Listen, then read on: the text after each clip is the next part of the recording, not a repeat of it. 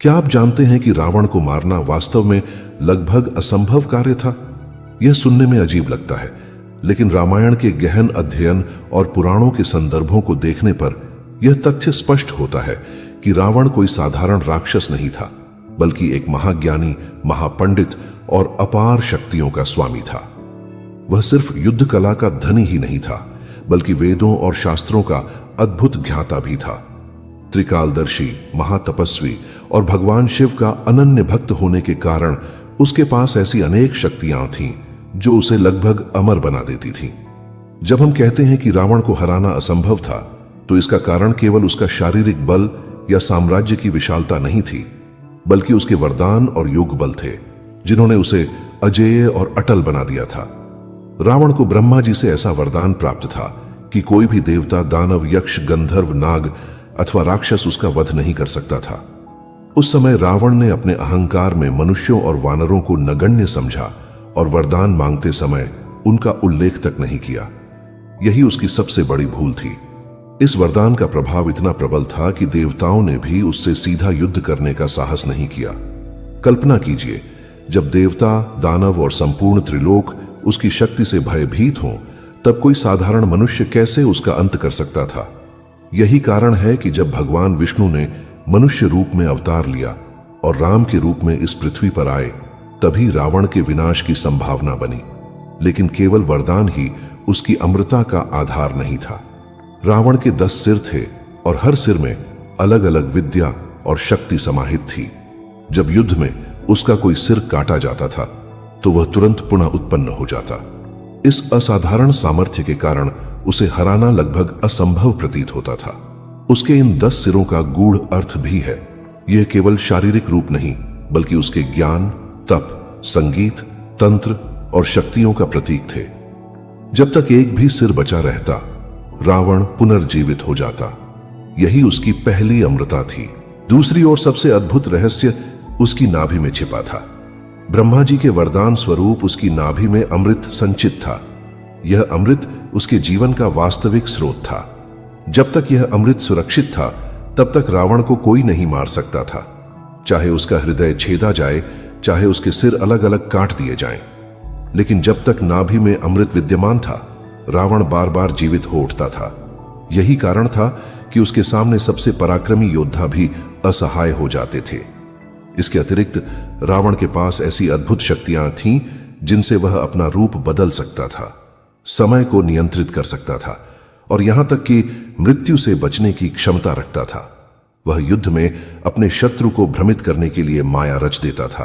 कभी विशालकाय रूप धारण करता, तो कभी सूक्ष्म हो जाता। समुद्र मंथन से उत्पन्न अनेक वरदान, भगवान शिव की कृपा और उसके अपने तप ने उसे लगभग अजेय बना दिया था। यही कारण है कि देवता भी उससे सीधा टकराने से कतराते थे। सोचिए, जब भगवान राम सीता माता की खोज में लंका पहुंचे और युद्ध के लिए तैयार हुए, तो उनके सामने कितना बड़ा संकट था।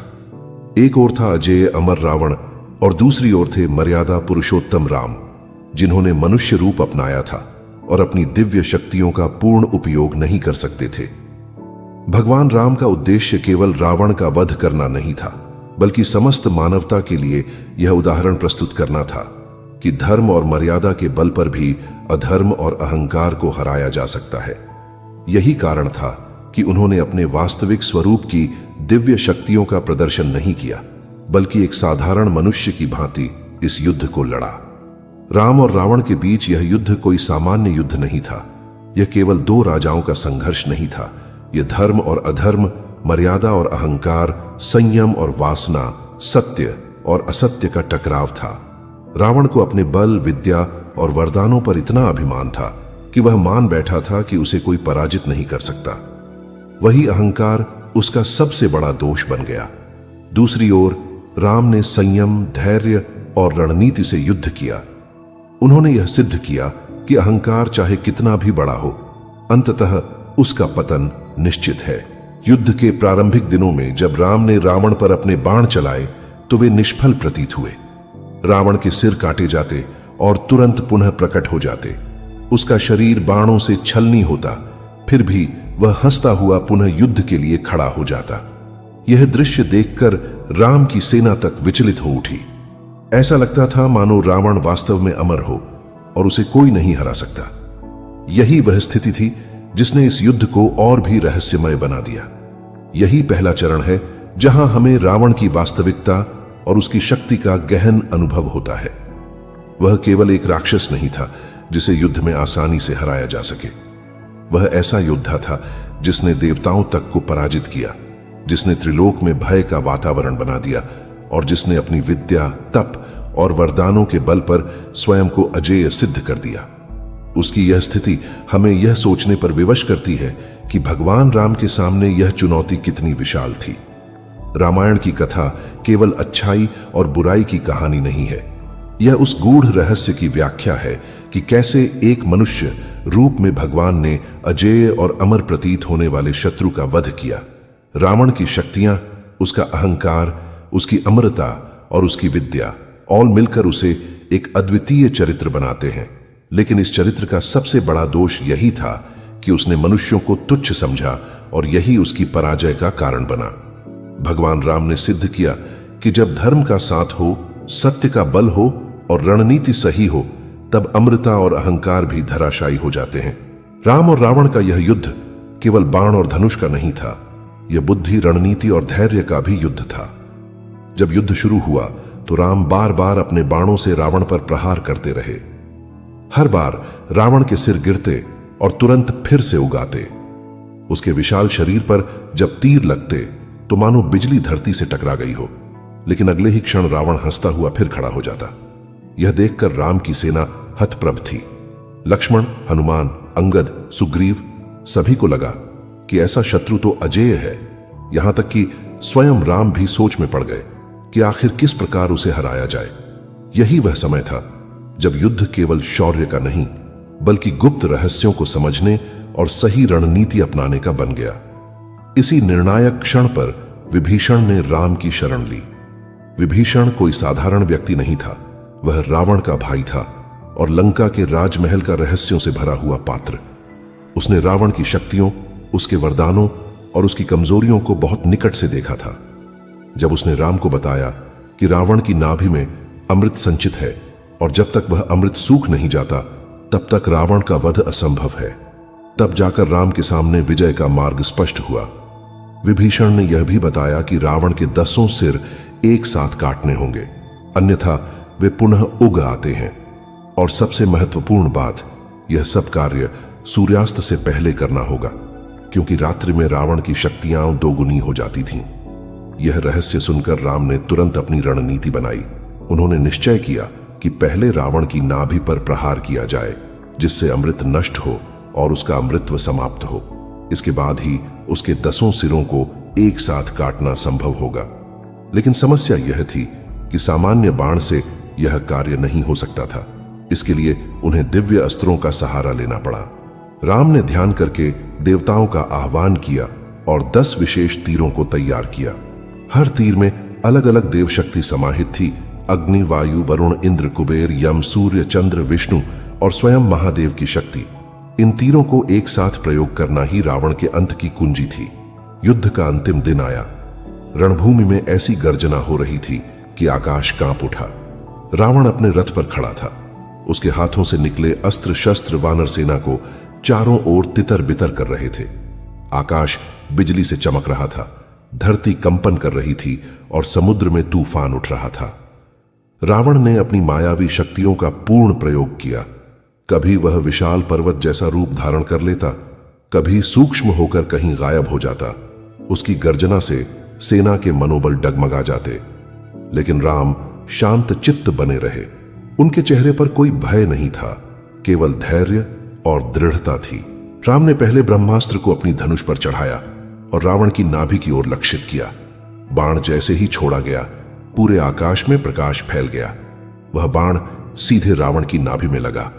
अगले ही क्षण उसकी नाभि में संचित अमृत सूखने लगा। रावण का शरीर कांप उठा। उसे महसूस हुआ कि उसकी अमृता अब समाप्त हो रही है। उसके चेहरे पर पहली बार भय झलक उठा।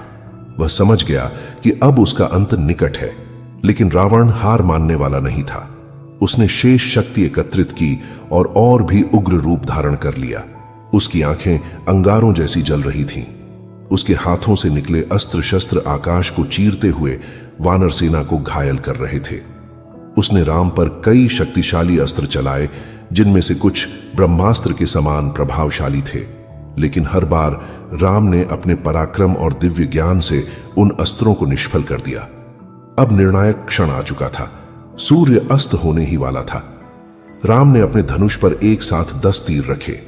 उन्होंने गहरी सांस ली, आंखें बंद की और मन ही मन सभी देवताओं का आह्वान किया। संपूर्ण ब्रह्मांड मानो उस क्षण थम गया। चारों ओर एक अजीब शांति छा गई। फिर राम ने अपनी अपार शक्ति के साथ उन 10 तीरों को छोड़ा। आकाश गूंज उठा। 10 तीर बिजली की गति से रावण की ओर बढ़े। क्षण भर में रावण के 10 सिर अलग होकर धरती पर गिर पड़े। ऐसा प्रतीत हुआ मानो संपूर्ण समय स्थिर हो गया हो। रणभूमि में सन्नाटा छा गया। सभी देवता, वानर और योद्धा उस दृश्य को देखकर स्तब्ध रह गए। रावण का विशाल शरीर धीरे धीरे भूमि पर गिर पड़ा। उसकी गर्जना बंद हो गई। उसकी आंखों का तेज मंद पड़ गया। लेकिन यही अंत नहीं था। जब रावण के सिर कटे, उसके शरीर से एक अद्भुत प्रकाश निकलकर आकाश की ओर बढ़ गया। वह प्रकाश तेजस्वी था, दिव्य था। विभीषण ने समझाया कि यह रावण की आत्मा थी, जो अपने मूल स्थान विष्णु के द्वारपाल के रूप में वापस जा रही थी। वास्तव में रावण कोई साधारण प्राणी नहीं था। वह जय और विजय नामक विष्णु के द्वारपालों में से एक था, जिसे श्राप के कारण राक्षस रूप में जन्म लेना पड़ा था। राम के हाथों उसकी मृत्यु केवल उसका अंत नहीं, बल्कि उसकी मुक्ति थी। युद्ध की यह घड़ी केवल एक राक्षस के पतन की नहीं थी। यह अहंकार और अधर्म के विनाश की घड़ी थी। राम ने सिद्ध कर दिया कि धर्म, सत्य और विनम्रता ही सबसे बड़ी शक्ति है। रावण के पास अमृता थी, अद्भुत ज्ञान था, अपार बल था, लेकिन उसका अहंकार ही उसका विनाशक बन गया। रावण के 10 सिर जब भूमि पर गिरे और उसका विराट शरीर रणभूमि में निस्तेज होकर पड़ा रहा, तब पूरे ब्रह्मांड में एक अजीब सा सन्नाटा छा गया। वानर सेना, देवगण, ऋषि और समस्त दर्शक उस दृश्य को देखकर विस्मित रह गए। जो रावण अभी तक अजेय और अमर प्रतीत हो रहा था, वह अब पराजित होकर निष्प्राण पड़ा था। उसकी गर्जना, उसका अभिमान, उसकी अपार शक्ति सब एक ही क्षण में समाप्त हो चुके थे। लेकिन राम जानते थे कि यह केवल एक शत्रु का अंत नहीं था, बल्कि अहंकार और अधर्म का पतन था। रावण की मृत्यु के बाद सबसे महत्वपूर्ण प्रश्न उठा, उसका अंतिम संस्कार कौन करेगा? सामान्य परिस्थितियों में किसी योद्धा का अंतिम संस्कार उसके परिजन या उसकी प्रजा करती है, लेकिन लंका की जनता भय और शोक से व्याकुल थी। उसके भाई विभीषण, जो राम की शरण में आ गए थे, वे भी स्वयं को इस कार्य के लिए अयोग्य समझ रहे थे। वे मानते थे कि जिन्होंने अपने धर्म और मर्यादा का त्याग किया हो, जिन्होंने अहंकार में आकर संपूर्ण लोगों को पीड़ा दी हो, उनका संस्कार करना एक पाप समान होगा। लेकिन भगवान राम ने उन्हें समझाया कि रावण केवल एक राक्षस नहीं था, वह एक महान विद्वान, शिव भक्त और असाधारण योद्धा भी था। उसकी सबसे बड़ी भूल उसका अहंकार था, किंतु उसके ज्ञान और सामर्थ्य को नकारा नहीं जा सकता। राम ने लक्ष्मण को आदेश दिया कि वे रावण का अंतिम संस्कार करें। लक्ष्मण चकित हो गए। उन्होंने पूछा, भैया, आप चाहते हैं कि मैं उस दुष्ट का संस्कार करूं जिसने माता सीता का हरण किया, जिसने आपको और पूरी सेना को इतना कष्ट दिया? राम ने शांति से उत्तर दिया, लक्ष्मण, रावण दुष्ट था, लेकिन वह विद्वान भी था। वह महाज्ञानी था और अपने जीवन में उसने वेदों, शास्त्रों और संगीत का गहन अध्ययन किया। उसका अंत केवल उसके अहंकार का अंत है, न कि उसके ज्ञान का। यदि हम केवल उसके दोषों को देखें और उसके गुणों की अनदेखी करें, तो यह भी अन्याय होगा। उसका संस्कार करना आवश्यक है, क्योंकि मृत्यु के बाद हर जीव अपने पाप और पुण्य से परे हो जाता है। राम ने यह भी कहा, लक्ष्मण, रावण तुम्हारा शत्रु था, लेकिन वह तुम्हारा गुरु भी हो सकता है।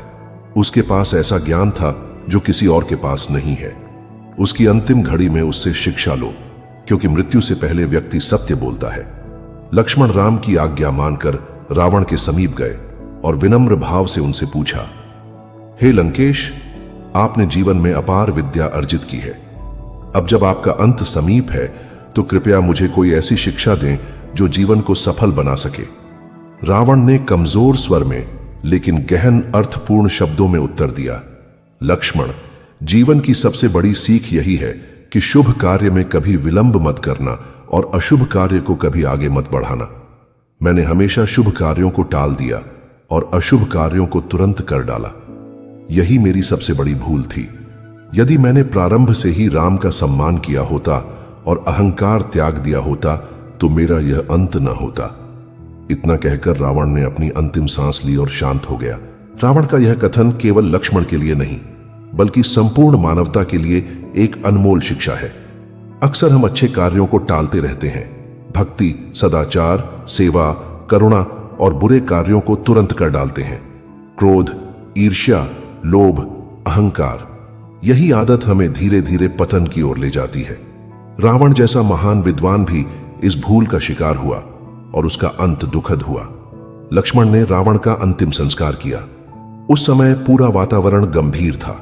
देवताओं ने भी आकाश से पुष्प वृष्टि की, क्योंकि एक महान विद्वान और शिव भक्त की आत्मा अब मुक्त हो चुकी थी। विभीषण को लंका का राजा बनाया गया और राम ने उन्हें धर्म और न्याय के मार्ग पर चलने का उपदेश दिया। राम की इस घटना से हमें यह शिक्षा मिलती है कि शक्ति, विद्या और सामर्थ्य यदि अहंकार के साथ जुड़ जाएं, तो विनाश अनिवार्य है। लेकिन वही शक्ति और विद्या यदि विनम्रता और धर्म के साथ जुड़े तो संसार के लिए वरदान बन जाती है। रावण के पास सब कुछ था, अपार बल, ज्ञान, विद्या, संपत्ति, अमृता तक, लेकिन उसके पास विनम्रता नहीं थी और यही उसकी हार का कारण बना। रामायण का यह प्रसंग यह भी दर्शाता है कि कोई भी कितना भी शक्तिशाली क्यों ना हो, सत्य और धर्म के आगे टिक नहीं सकता। धर्म की शक्ति अमृता से भी बड़ी है। राम ने अपने आचरण से यह सिद्ध किया कि विजय केवल बल से नहीं, बल्कि सत्य, धैर्य और रणनीति से होती है। और सबसे बड़ी बात, उन्होंने यह दिखाया कि कोई भी युद्ध अकेले नहीं जीता जाता। उनके साथ लक्ष्मण, हनुमान, विभीषण, सुग्रीव और पूरी वानर सेना थी। यह एकता ही उनकी सबसे बड़ी शक्ति थी। रावण का अंत केवल एक राक्षस का अंत नहीं था, बल्कि यह इस सत्य का उद्घोष था कि अहंकार चाहे कितना भी बड़ा क्यों न हो, उसका पतन निश्चित है।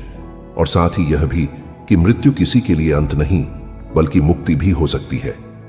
रावण की मृत्यु वास्तव में उसकी आत्मा की मुक्ति थी, क्योंकि वह विष्णु के द्वारपाल जय था, जो श्राप के कारण राक्षस बना था। उसकी आत्मा अपने मूल स्थान को लौट गई। इस प्रकार राम और रावण का यह युद्ध हमें कई गहन शिक्षाएं देता है। अहंकार का त्याग करो, शुभ कार्यों में विलंब मत करो, बुराई कितनी भी शक्तिशाली क्यों न लगे, धर्म और सत्य उससे कहीं अधिक शक्तिशाली है। और सबसे बड़ी शिक्षा यह कि विजय अकेले के बल से नहीं, बल्कि एकजुट होकर मिलती है।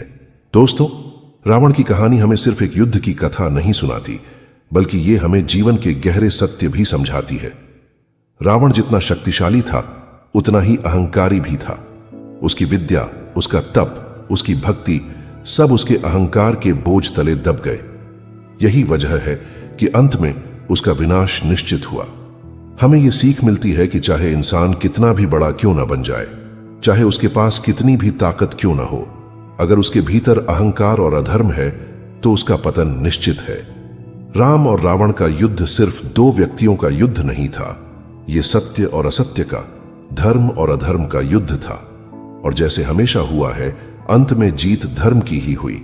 भगवान श्री राम ने न सिर्फ रावण का अंत किया, बल्कि यह भी सिद्ध किया कि विनम्रता, सत्य और करुणा से बढ़कर कोई शक्ति नहीं होती।